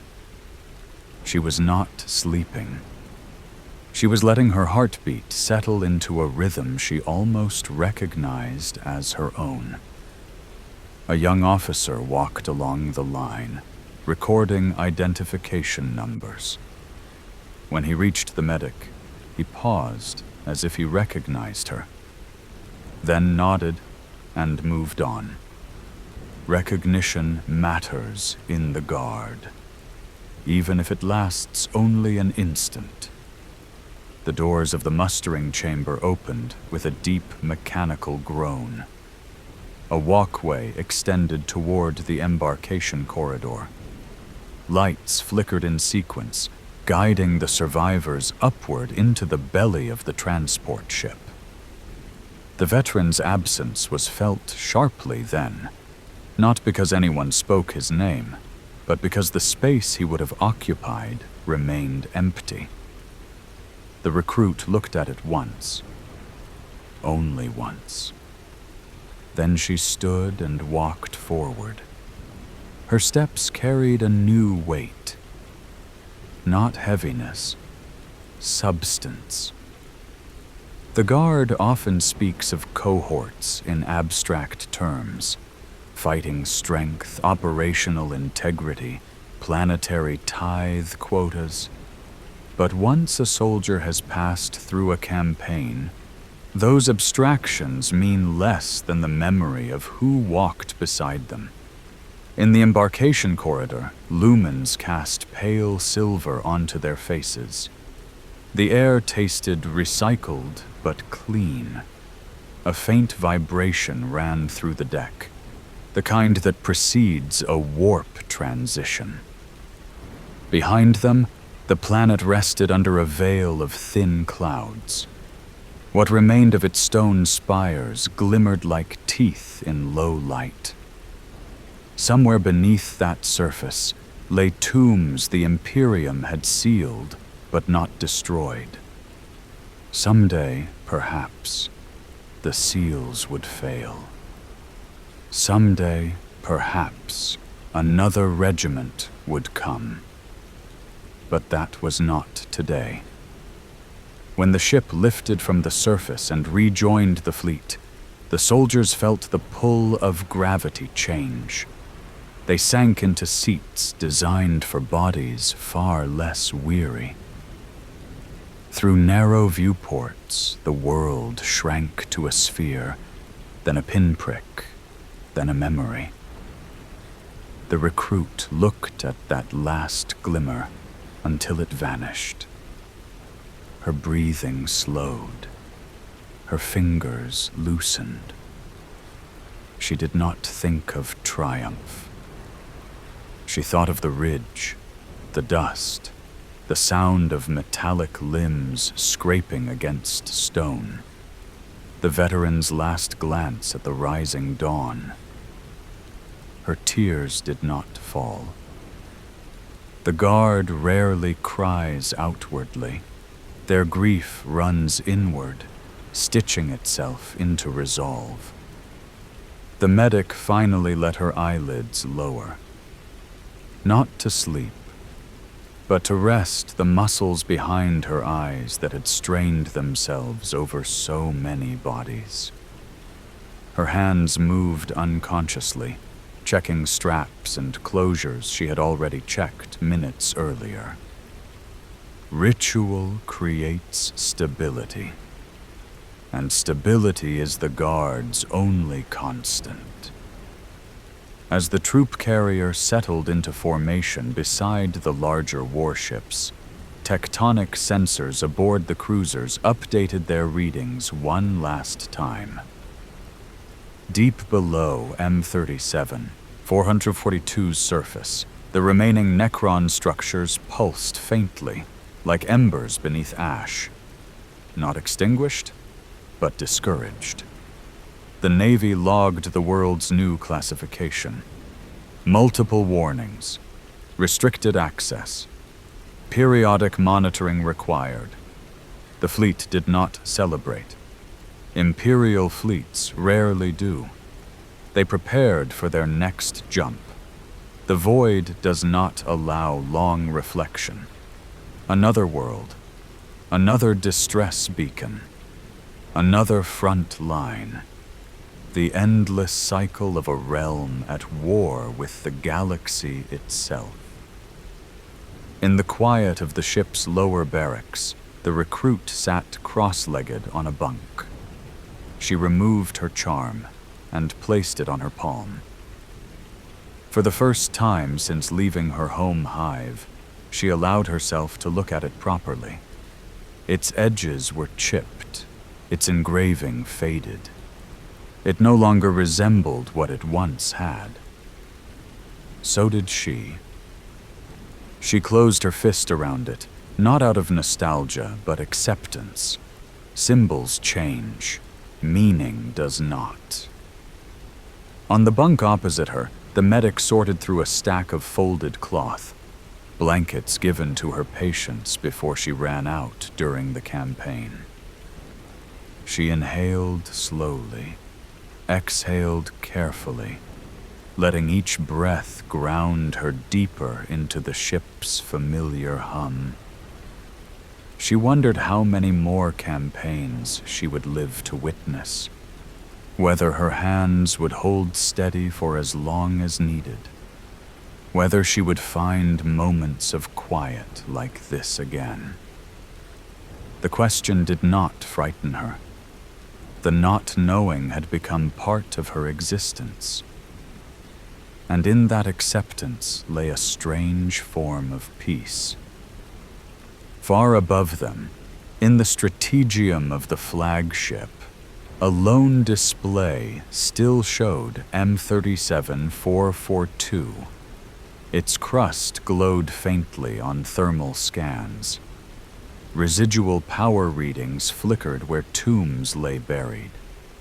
Radioactive dust stormed across newly formed glass plains.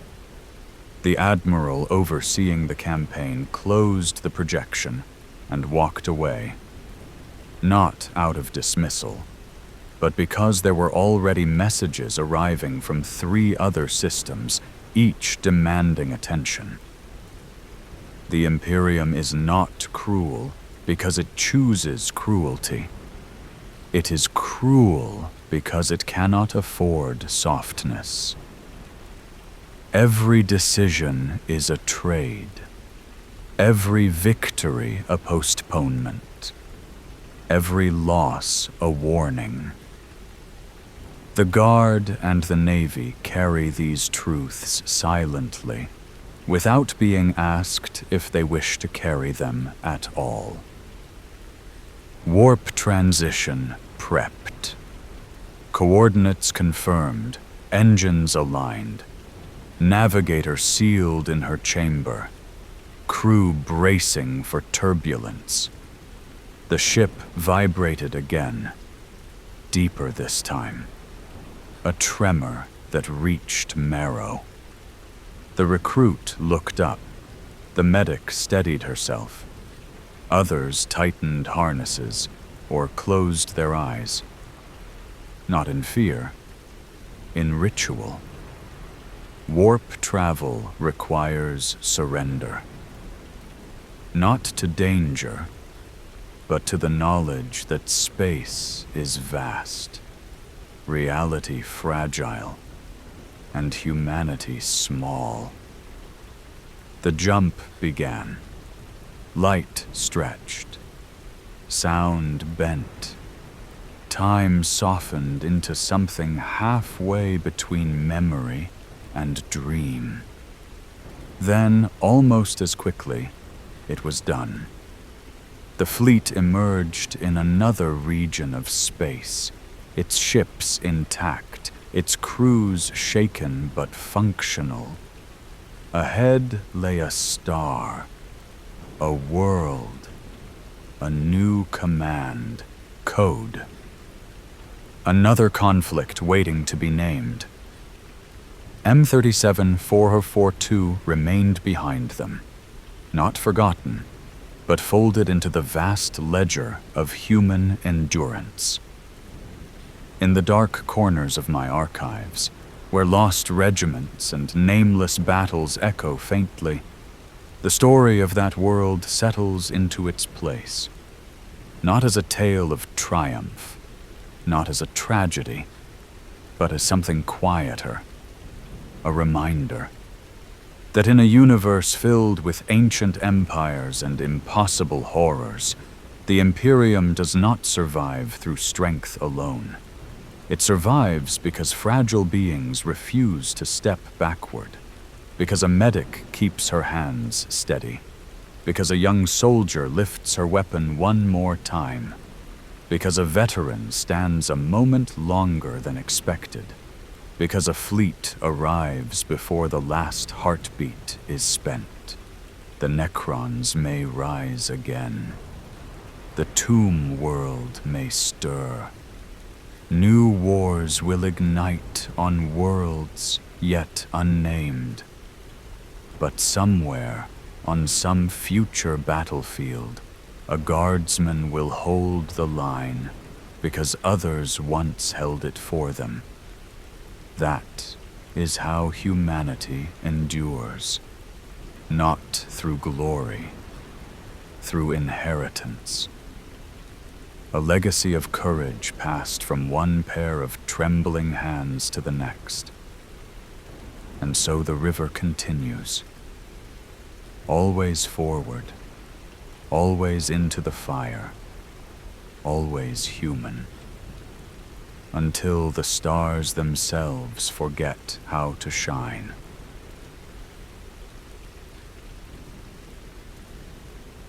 If you're still here, maybe start the next episode, or just let the quiet take you. And if you've already drifted off, that's all right. Good night, traveler. Sleep well beneath the stars.